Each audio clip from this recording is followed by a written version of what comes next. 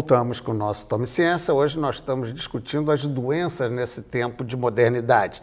Temos a presença do Roberto Medronho, o epidemiologista lá do UFRJ, diretor da Faculdade de Medicina, e o Mário Barreira Campos, que é psiquiatra e coordena lá os institutos de saúde mental aqui da Prefeitura do Rio de Janeiro. Estamos no Rio de Janeiro.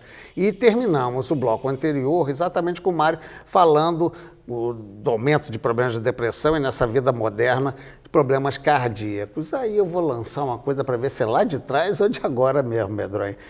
Uma pesquisa com cientistas britânicos foram examinar as múmias agora com toda a técnica de possibilidade de examinar uma múmia, né, com nova tecnologia, e descobriram vários casos de múmias com arteriosclerose. Quer dizer, e aí? Quer dizer, a arteriosclerose é doença da modernidade ou é lá dos séculos 3.500 a.C.? Bom, na verdade é o seguinte, com a descoberta da bactéria, dos micro-organismos, né, o Robert Koch, Pasteur depois inventou a pasteurização, né, o homem passou a viver mais.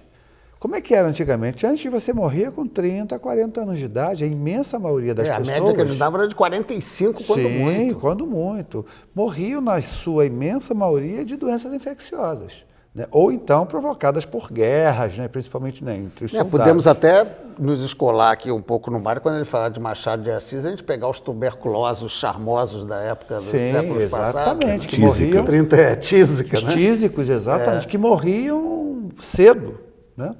Poetas então, apaixonados. Poetas, exatamente. Então, você veja, agora, aquelas pessoas, né, que vivem mais tempo, aumenta a probabilidade de vir o que a gente chama de doença crônico-degenerativa. É claro que a doença crônico-degenerativa, como a aterosclerose, né, hipertensão arterial, diabetes, infarto, derrames, elas têm uma probabilidade aumentada quanto mais vida você tem, quanto maior a tua sobrevida. Além dos hábitos alimentares, também são muito importantes. Hábitos de vida e hábitos alimentares. Agora, se você tem, no Egito Antigo, um faraó absolutamente sedentário, né? Glutão, né? Ele pode vir a desenvolver, e que não teve uma doença infecciosa e não morreu antes de uma doença infecciosa, ele pode ter, claro que com muito menos frequência do que o mundo moderno. Mas você pode realmente, eventualmente, ter esse tipo de patologia. Outra questão é que os faraós, seguramente, as relações, enfim, os casamentos, a procriação se dava de maneira bastante restrita. Todo grupo que procria entre si, né, acaba por manter determinadas características hereditárias, né, e, enfim, há doenças conhecidas ligadas a determinadas etnias. E as doenças cardiocirculatórias também têm um determinante hereditário e, às vezes, as pessoas novas já têm isso. E, nesse caso, isso pode... Essa linhagem de faraó ali sofria problemas circulatórios. Com certeza. Na verdade, isso que Mário colocou é muito interessante. Porque a gente fala hoje no mundo moderno em multiculturalismo, né? Inclusive miscigenação. O Brasil é um país miscigenado. Isso é uma proteção à humanidade, essa miscigenação. Por quê? Porque, como bem disse o Mário, se você tem um grupo, né, que só se procria entre eles, muitas doenças hereditárias, elas ocorrem e se perpetuam, né? Se você tem uma miscigenação, as pessoas passam a ter, não ser dominante uma determinada doença hereditária. Então, isso, inclusive, é um fator que nós, brasileiros, temos favorável em relação a muitos países do mundo. Você marcou aí o tempo todo, se não morreu, né? Se não morreu. E seria essa a razão da gente ver, Mário, e associar a velhice, hoje em dia, Alzheimer, Parkinson, como a doença do velho? Ou seja, seriam doenças que sempre existiram, mas como as pessoas morriam muito cedo, não se manifestavam, já que ela é degenerativa? Se manifestavam e agora se manifestam mais. Como o Roberto dizia, as doenças crônico-degenerativas, elas vão a aparecer, quanto mais a população sobreviva, né? Quando eu fiz medicina, Alzheimer é estudada como uma demência pré-senil, né? Enfim, não que os casos que ocorriam na senilidade não acontecessem, mas preocupava muito aquelas formas que apareciam em torno dos 50 anos, que eram formas avassaladoras e ainda são, né? Mas hoje o que você vê é que quanto mais avança, né, aos 75 anos, aos 80 anos, 85 anos, você vai ter uma PG, uma progressão geométrica de aparecimento de casos. Esses dias eu li uma matéria de um urologista de São Paulo dizendo que todo homem que chegar aos 100 anos seguramente terá um CA de próstata, né? Porque são doenças que são questões do desgaste dos órgãos, né? Isso vai... E no caso desse tipo de doença, não há precaução, não há, sendo degenerativa, vamos dizer, a vida moderna, a vida de hoje, extra o fato de que estamos alongando a sobrevida, né? Com o avanço da medicina, das condições. Há uma relação possível da ciência de evitar isso? Do ponto de vista de prevenção farmacológica, não há nada que se possa recomendar de maneira geral. Tem estudos com anti-inflamatórios, com lítio, enfim.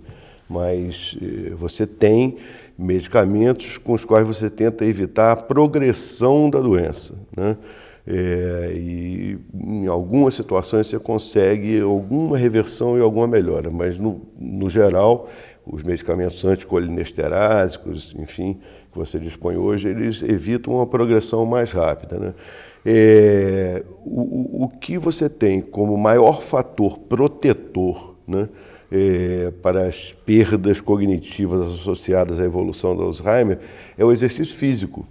É curioso isso, mas isso é consenso. Não é nem um exercício da mente. É mais do que o exercício mental, mais do que a prática das palavras cruzadas, leitura de jornal, enfim, enfim, aí você tem que considerar que se a pessoa tem um cabedal maior, se a pessoa tem um grau de intelectualização maior, tem recursos maiores, né, essa pessoa, o comprometimento dela vai demorar mais a acontecer. Ela tem mais conexões, ela tem mais, né, a circuitaria dela é maior, né?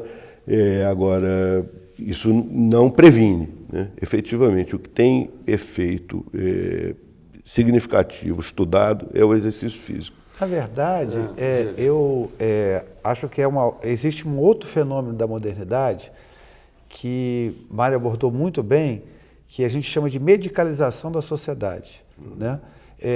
Veja, a vida e a morte são uma coisa só, né? Faz parte da vida, né? A morte faz parte da vida, né? E o que a gente pretende, o homem sempre quis estender ao máximo, né, a sua existência, né? E muitas vezes as pessoas não avaliam e não discutem qual é a qualidade que aquela pessoa está tendo com aquele prolongamento da sua vida, né? Além disso, existe uma pressão muito grande da indústria farmacêutica para descobrir doenças para ter algum remédio contra aquela doença, né? Algumas exitosas, né? Por exemplo, disfunção erétil. Disfunção erétil, até recentemente, não se tinha um medicamento, né? Então não se discutia isso, né? Não era uma questão discutida pela sociedade, só por especialistas na área de proctologia, né? Certamente muito caso clínico na área da psiquiatria também, né? Porque provavelmente. O peso que isso dava em quem tinha o problema. Aí o que acontece? A indústria farmacêutica descobre determinado medicamento. Isso vira uma febre, né? Agora tudo é disfunção erétil.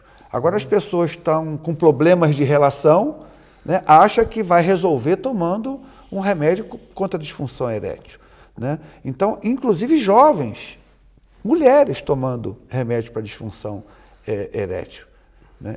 Vira uma febre. Eu já ouvi casos até que jovens começam a usar isso, começam depois a pirar um pouquinho. É um problema, né? sério. Eu já atendi algumas pessoas com esse tipo de problema, pessoas que têm exatamente esse perfil determinado por essas expectativas sociais atuais. A pessoa que tem que ter sucesso, né? E tem que ter sucesso em todas as áreas, inclusive na área de desempenho sexual, né? Então, ela tem por obrigação, né, que fazer a parceira gozar, de levar aquela coisa a bom termo, mesmo que ele naquele momento não queira fazê-lo, né? Mas ele toma aquilo como um defeito dele, né? E aí o uso desse tipo de medicamento acaba se tornando um hábito dificílimo de remover, né? Porque é alguma coisa que assegura, né, que aquela pessoa vai conseguir fazer alguma coisa que às vezes ela nem deveria fazer, porque nem queria, né? Mas tem por obrigação fazer exatamente por conta dessa história da imagem, da correspondência a esse sucesso. E que outros aspectos teria esse caráter? Me chamou a atenção quando você falou, inventam um remédio. Está certo, isso é o caso específico. Agora, existem outros tipos de doenças também? Veja, não é que inventa não é uma doença, né? Primeiro que isso não é exatamente. Necessariamente não é doença. Não em toda a disfunção erétil, né? Não sou especialista na área, não posso avançar mais do que isso. Né? Há limitações, todos sabemos que às vezes... Mas a indústria de cria... veias, de o que eu estou querendo dizer de inventar, entre aspas, doença, é criar uma necessidade social para ter o mercado. Um exemplo, outro exemplo, alopécia. O que é isso? Queda de cabelo. Queda de tá? cabelo. Tá. Então, de repente, você tem hoje medicamentos que impedem queda de cabelo, que são realmente efetivos. Então, eu preciso disseminar na sociedade que é importante você manter o seu cabelo e, portanto, tome tal remédio. Quando, na verdade, teu pai, isso vem de gerações, entendeu? Isso é uma coisa natural. Alguns tentam, a não ser uma alopécia patológica que existe. Está entendendo? Patológico por quê? Seria muito cedo, no caso? Por eu estou alguma aqui careca causa, feliz, viu? Sem problema. Já que não Por alguma causa que possa ser evitável, né? Efetivamente tratável. E a outra, você joga o quê? Joga com o que Mário disse muito bem, com um desempenho que você tem que ser o mais bonito. Você tem que ser o mais bonito, você tem que ser o melhor em tudo, o mais viril, o mais isso, o mais aquilo. Então, para que eu vou? Não, eu tenho um remédio que eu vou tomar para queda de cabelo, eu não quero ficar careca. Tem uma curiosidade a respeito disso. Uns anos atrás, um determinado produto, né, foi lançado por um laboratório simultaneamente com 2 nomes comerciais, né? Era o mesmo produto, né, na mesma dose, né, e eram duas marcas diferentes. Uma se destinava ao tratamento de depressões, enfim, menores, né? E a outra incluía, embora também falasse disso, incluía a indicação do tratamento das disfunções sexuais femininas, né? Enfim, esse medicamento ele tem lá uma função dopaminérgica que tem a ver com a questão do prazer e tal. E eles fizeram 2 marketings, né, com a mesma substância. A mesma droga. Bem, vamos para mais um intervalo, voltamos já no nosso debate sobre as doenças e a sua relação com a modernidade. Instantinho só.